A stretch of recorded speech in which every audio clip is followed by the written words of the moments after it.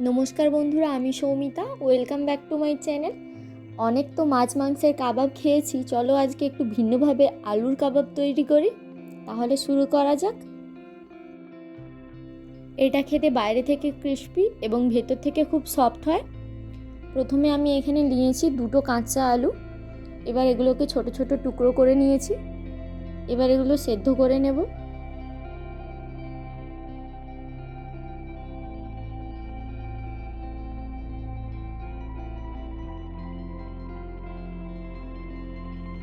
আলু সেদ্ধ করতে বসিয়ে দিয়েছি।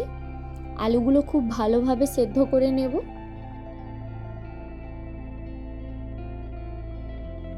দেখো, আলুগুলো একেবারে সেদ্ধ হয়ে গেছে। এবার এগুলো গরম থাকা অবস্থাতেই ভালো করে ম্যাশ করে নেব। আলুগুলো খুব মিহি করে ম্যাশ করতে হবে। আপনাদের কাছে পটেটো ম্যাশার থাকলে আপনারা সেটা দিয়ে ম্যাশ করে নেবেন। আমার কাছে নেই, তাই আমি কাঁটা চামচ দিয়ে ম্যাশ করে নিচ্ছি।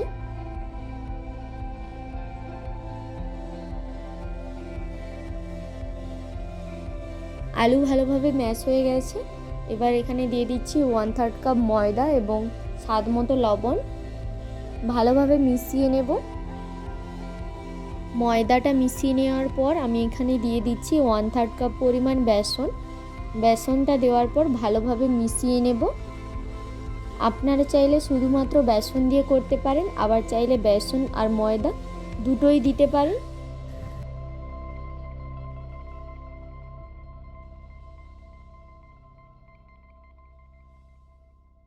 এবার আমি একে একে দিয়ে দিচ্ছি পেঁয়াজ কুচি, ধনেপাতার কুচি, রসুন কুচি এবং চিলি ফ্লেক্স। তারপর সমস্ত কিছু ভালোভাবে মিশিয়ে নিচ্ছি। আপনারা এখানে চাইলে কাঁচা লঙ্কার কুচিও ব্যবহার করতে পারেন। এবার হাতে একটুখানি তেল মেখে নিয়ে কাবাবের আকারে গড়ে নেব। আপনারা আপনাদের ইচ্ছে মতো শেপ দিতে পারেন। আমি এখানে গোল গোল চ্যাপ্টা চ্যাপ্টা করে নিয়েছি।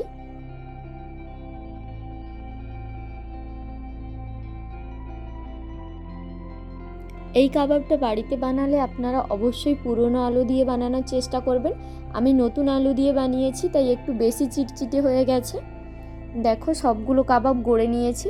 এবার ভেজে নেওয়ার পালা। প্যানে তেল দিয়ে দিয়েছি। এবার দিয়ে দিচ্ছি একে একে কাবাবগুলো। ভালোভাবে উল্টে পাল্টে গোল্ডেন ব্রাউন করে ভেজে নেব।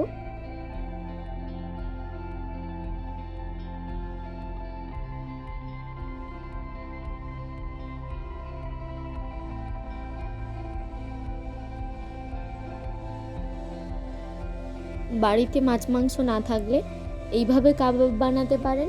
সন্ধেবেলা চায়ের সাথে খুব ভালো লাগে খেতে। সবগুলো ভাজা হয়ে গেছে, এবার তুলে নিয়ে পরিবেশন করছি। আমি এখানে টমেটো সসের সাথে পরিবেশন করেছি। আপনারা চাইলে কাসুন্দি দিয়ে সার্ভ করতে পারেন। ভালো লাগলে অবশ্যই বাড়িতে বানিয়ে দেখবেন। এতক্ষণ সাথে থাকার জন্য ধন্যবাদ।